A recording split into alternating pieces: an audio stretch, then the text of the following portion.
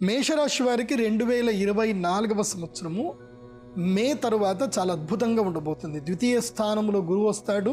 అదేవిధంగా ఏకాదశ స్థానంలో ఉన్నటువంటి శని వలన మీకు మంచి లాభాలు కలగబోతున్నాయి.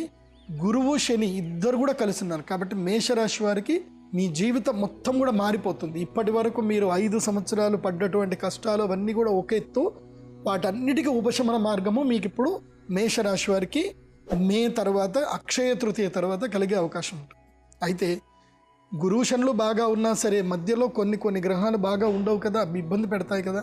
అలాంటి గ్రహ బాధల నుంచి మీకు ఉపశమనం దొరకాలి అన్నా, మీరు సంతోషంగా ఆ రాజయోగాలు మీకు సిద్ధించాలి అన్నా తప్పకుండా ఆ శ్రీ మహాలక్ష్మీదేవి యొక్క యాగాన్ని అక్షయ తృతీయ రోజు చేయడం మర్చిపోవద్దు. ఎందుకోసమంటే ఈ సంవత్సరం ఎట్లా ఉంది అని అంటే అక్షయ తృతీయ టర్నింగ్ పాయింట్ వస్తుంది. కాబట్టి ఎప్పుడైతే అక్షయ తృతీయ వస్తుందో అప్పటికి గ్రహస్థితులు అన్నీ కూడా మారిపోయి ఎవరికైతే రాజయోగము లేదో వాళ్ళకి రాజయోగం వస్తుంది. ఎవరికైతే ఇన్ని రోజుల వరకు రాజయోగం ఉందో వాళ్ళకి రాజయోగ పరివర్తన జరుగుతుంది. కాబట్టి అక్షయ తృతీయ ఈ సంవత్సరం చాలా కీలకమైందని గుర్తుపెట్టుకోండి. వసంత పంచమి, అక్షయ తృతీయ ముహూర్తాలు ఈ సంవత్సరం చాలా కీలకమైంది. ఆ దివ్య ముహూర్తాలు ఏం చేస్తాయి అని అంటే అందరికీ అఖండ రాజయోగాలు, లాభయోగాలు కలిగిస్తాయి, గ్రహబాధల నుంచి విముక్తి కలిగిస్తాయి.